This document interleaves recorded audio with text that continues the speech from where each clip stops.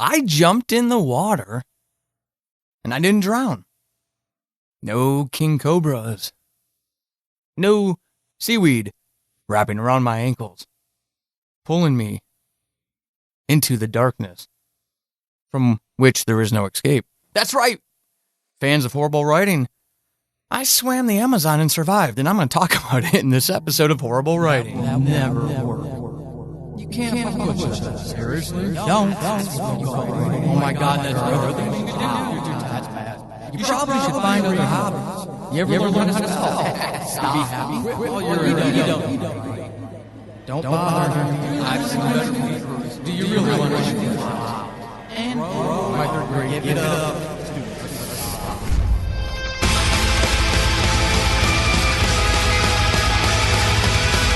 Welcome to Horrible Writing, the rawest, most candid, in-your-face writing show on the interwebs because none of us have time to suck. Let's do this.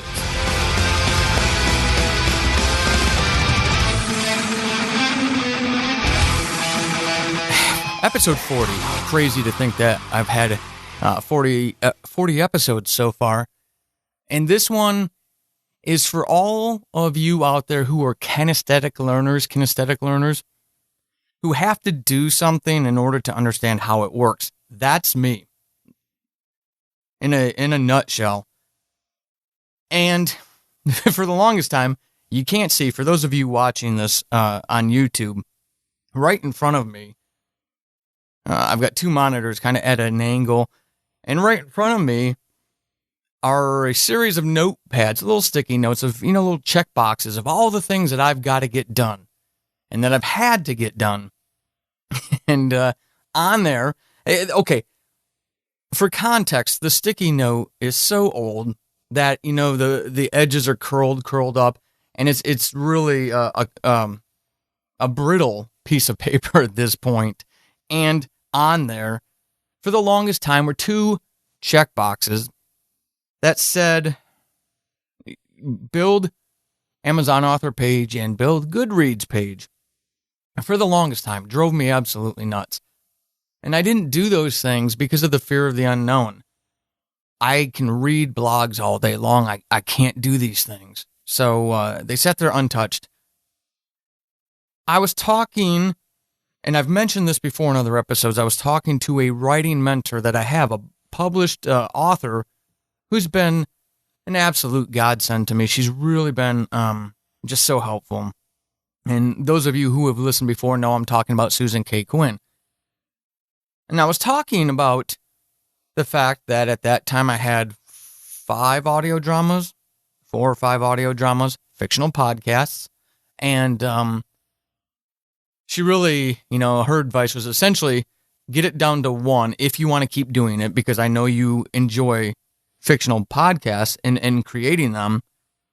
But, after listening to what I want with my life, it's not that she was telling me what to do, but trying to help me match up my goals with this incessant need to do things, to create, which will be an episode in the future. I actually got a YouTube comment from a new subscriber, Carolyn. Welcome, Carolyn. Who asked me to talk about that. So even though I may project this image of laser focus, I can laser focus, but I can laser focus on too many things to my own detriment. So we will talk about that in a future episode. But with this, and knowing what my goals are, my 5-year plan, Susan said, hey, pick one, run with it. And by the way, while you're deciding that, you've already got the scripts. How long are they? And I said, well, for example, the scripts for season 1 of Subject Found are right around 40, the entire season itself is about 40,000 words, give or take a few thousand for director notes and whatnot that aren't technically like, the script. And she had the great idea. Why don't you get those up on Amazon? Put them out there. And as soon as you're, 90 days, if you want to go unlimited, And as soon as your window closes for unlimited, go start doing, the price matching to get them free on Amazon and have something out there. And it was genius. So I'm going to encourage all of you from my own experience, because that's the only way I feel comfortable guiding you in this show is through something that I screw up, and help anybody I can learn from things that worked for me or learn from things that didn't work, and hey, stay away from this tactic, or at least, don't do it like I did it. So I took those scripts and I went and I built my Amazon author page, and I went and I built my Goodreads author page, and they weren't nearly as scary as I thought they were. Putting those scripts was not nearly the task I thought it was going to be.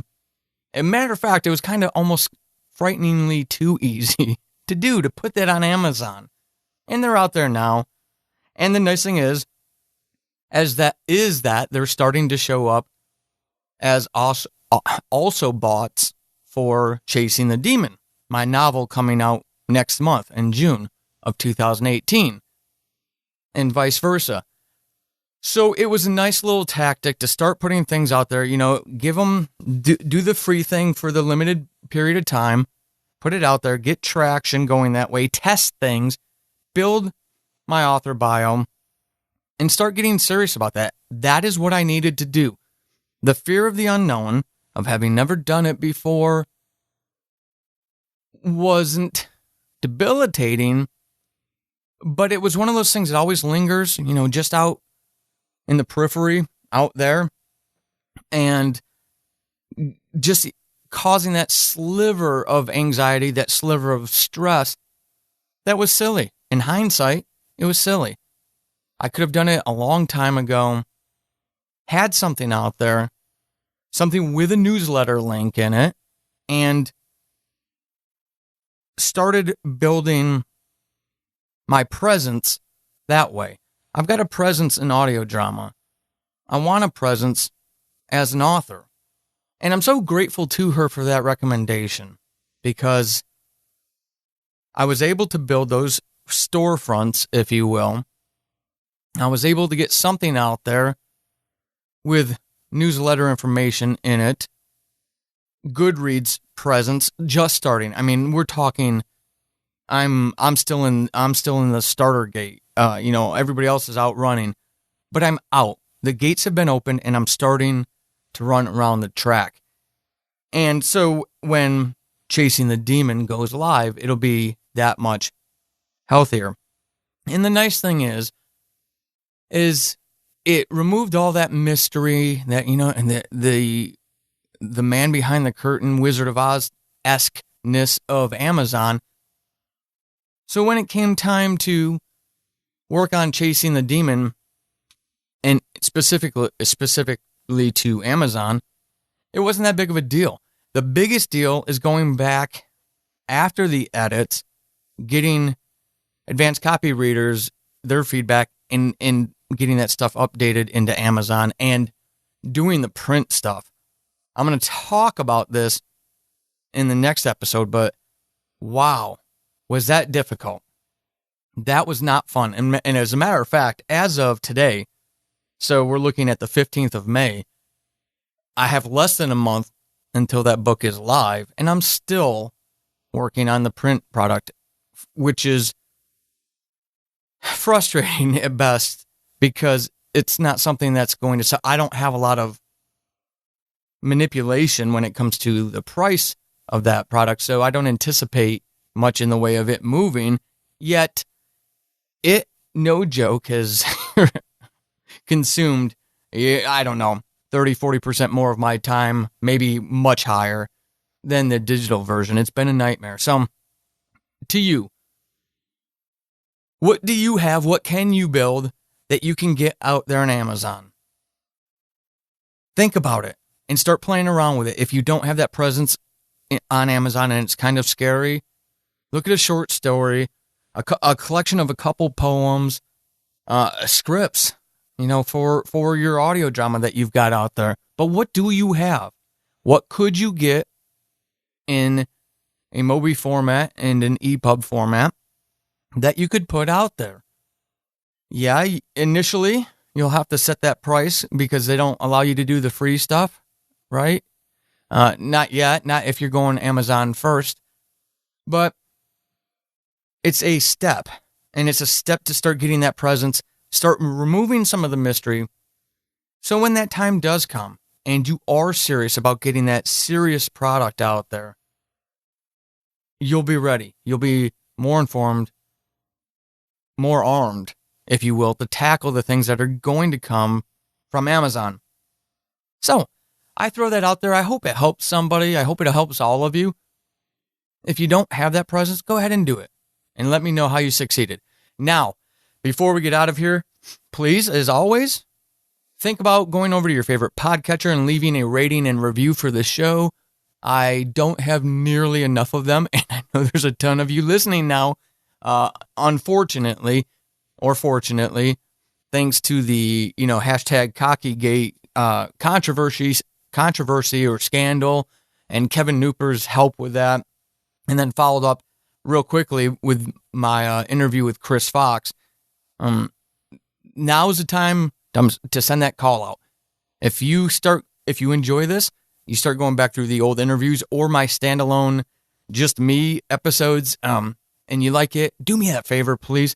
Help me get a little more traction just by leaving a rating and review. Even if you only have a few seconds, I do ask for honest reviews. I'm not asking you just to give me 5 stars, but that would be really appreciated. If you have a couple minutes and you want to leave a quick word, appreciate it even more. On that note, we only have a few more episodes left before Chasing the Demon is live. So as you can see on my screen here, you got the graphic, you know what the cover looks like. If you've got 99 cents to spare, you want to help a fellow writer out, or just interested and you're thinking, I don't know if that'd be necessarily for me, give it a try. It was a fun thriller. It was definitely a great learning experience, and I love Jared's story. And of course, with this, there is exclusive content that wasn't available in the audio drama. I can't just tell the same story over and over, right? All right, so I hope this was helpful, and I'm going to get this packaged and out to you, but go do that. Let me know your learning experiences. Lastly, if you are a published writer, audio drama, screenplays, plays, poems, books, and you want to come on the show, I want to help you. I want to get you on the show. I want to get exposure for you and what you create. Obviously, you need to come up with a topic. You can see through the back catalog the topics that I have covered with other writers. So we don't talk craft, right? We talk about you, the real you. And then we weave in craft around that story. Shoot me an email. Just head over to the website, paulsading.com. There's a contact tab. Shoot me an email with your pitch, and let's talk. Until the next episode, or until I hear from you, keep being epic.